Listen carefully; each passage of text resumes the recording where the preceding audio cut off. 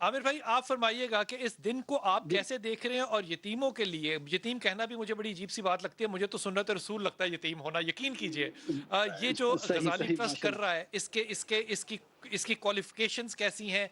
आप क्या इसमें रोल अदा कर रहे हैं? जी, बहुत बहुत शुक्रिया बिलाल भाई, जज़ाकल्लाह खैर। सबसे पहले तो आपको और आपकी पूरी टीम को बहुत बहुत मुबारकबाद कि बहुत ही शानदार नशरियात रमज़ान मुबारक की जा रही हैं, और आज हम 15वें रमज़ान में मौजूद हैं। मियां अब्दुल शकूर साहब शायद अभी तफसील से आगाह करें कि ख़ास तौर पे 15 रमज़ान मुबारक जो है वो ओआईसी ने जो है आलमी यौम यतामा के तौर पे जो है डिक्लेयर किया है 2013 के अंदर।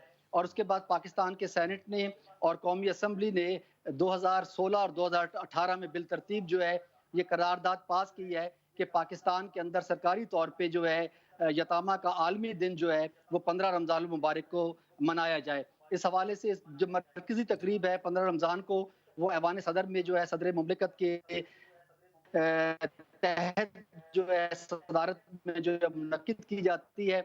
और ये सिलसिला जो है पिछले चंद सालों से जारी है। बुनियादी मकसद ये है कि पूरी दुनिया के अंदर इस वक्त 14 करोड़ जो है यतामा मौजूद हैं इस वक्त, और एशिया के अंदर के 6 करोड़ के करीब यतामा की तादाद यूनिसेफ बताती है, और पाकिस्तान के अंदर तकरीबन 40 लाख से कमो बेश जो है यतामा मौजूद हैं। और इस वक्त जो रफ़ाई और फलाही अदारे इन यतामा की कफालत कर रहे हैं, इनकी तालीम, खुराक और सेहत के मामलात को देख रहे हैं, वो आप कह सकते हैं कि सारे मिलाकर भी मैं नहीं समझता कि शायद वो 50,000 से भी ज़्यादा हों।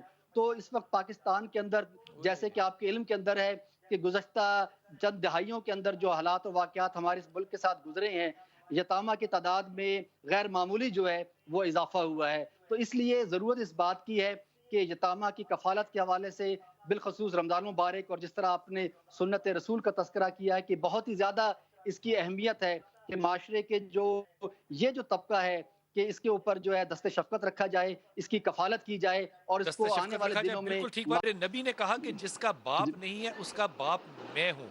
ये मैं हूँ। जुमला जो मेरे बेशक, नबी का बेशक, है, मुझे लगता है कि बेशक, ओए होए होए होए, ये कमाल ही जुमला है। जिसका बाप नहीं उसका बेशक, बाप मैं हूं।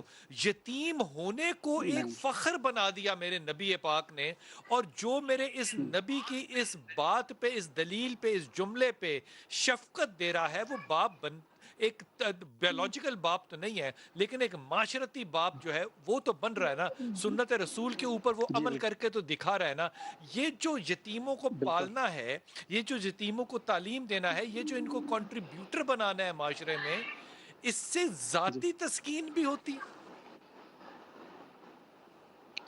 जी। जी, बिलाल भाई, आपको मेरी आवाज़ आ रही है? जी बिल्कुल आ रही है।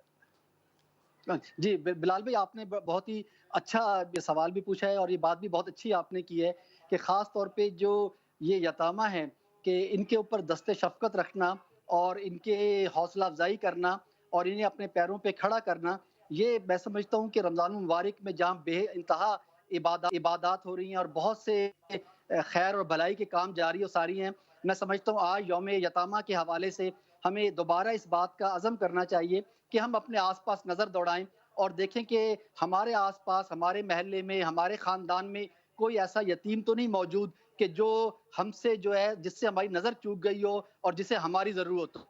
तो जैसे हम अपने तौर पे कहते हैं कि गजाली एजुकेशन ट्रस्ट के अंदर हम तालीम का काम कर रहे थे, और तकरीबन इस वक्त पाकिस्तान के देही इलाकों में हम 1 लाख बच्चों को पढ़ा रहे हैं। तो वहां पर हमने सोचा कि जो सबसे अहम जो बच्चे हैं, हमारे जो यतीम बच्चे हैं, कहीं वो तो तालीम से महरूम नहीं है। हमारे माशरे में आमतौर पर यह होता है कि वो अमूमी तौर पे जो चीज़ कंप्रोमाइज करनी होती है गांव देहातों के अंदर, वो तालीम कंप्रोमाइज हो जाती है कि जी इस बच्चे को तालीम ना दे कोई मसला नहीं, चूंकि तालीम का कोई फायदा नहीं है। तो हमने सबसे ज्यादा फोकस इसके ऊपर किया और कहा कि जो बच्चा यतीम है उसकी मुकम्मल तालीमी कफ़ालत जो है वो गजाली एजुकेशन ट्रस्ट करेगा। और फिर हमने चुन चुन के वो बच्चे जो यतीम थे उनकी माओं से बात करके, उनकी फैमिली से बात करके, और कहा कि इस बच्चे की तमाम तर ज़रूरियात, चाहे वो यूनिफ़ॉर्म की हो, जूतों की हो, किताबों की है, इसमें उसकी माँ को फ़िक्रमंद होने की ज़रूरत नहीं है, उसके ख़ानदान को फ़िक्रमंद होने की ज़रूरत नहीं है। एक बच्चा अगर किसी और चीज़ से महरूम हो गया है, वो वालिद से महरूम हो गया है, वो रिश्तों से महरूम हो गया है, वो अगर वो खुराक की कमी का शिकार है,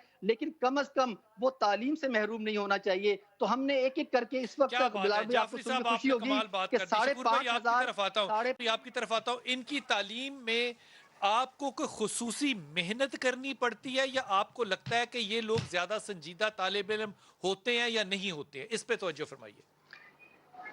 نہیں آپ نے بلال بھائی جو یتامہ کا مسئلہ ہے جیسے کہ آپ کے علم کے اندر ہے ایک پہلو کی طرف تو میاں عبدالشکور صاحب نے صحیح توجہ دلائی کہ ان کے اندر ایک ہڈن ٹیلنٹ موجود ہوتا ہے، اگر ان کو مل جائے، ان کو صحیح رہنمائی مل جائے، کوئی صحیح دست شفقت مل جائے تو یہ زندگی کے میدانوں میں بہت آگے چلے جاتے ہیں۔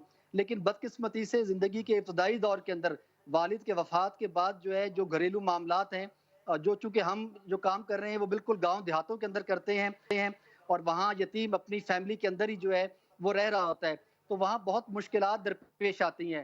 کئی جگہوں پر ایسا ہوتا ہے کہ والدہ نے دوسری شادی کر لی ہوتی ہے، وہاں پھر مشکل پیش آ رہی ہوتی ہے، اس کا کوئی پرسان حال نہیں ہو رہا ہوتا۔ اسی طریقے سے جو ہے دیگر بچے اس کے ساتھ جو ہے جو معاملہ کر رہے ہوتے ہیں، وہاں مشکلات پیش آ رہی ہوتی ہے۔ اس طرح کی بے شمار نفسیاتی مسائل جو ہیں وہ موجود ہوتے ہیں، تو یہ بات بالکل صحیح ہے آپ کی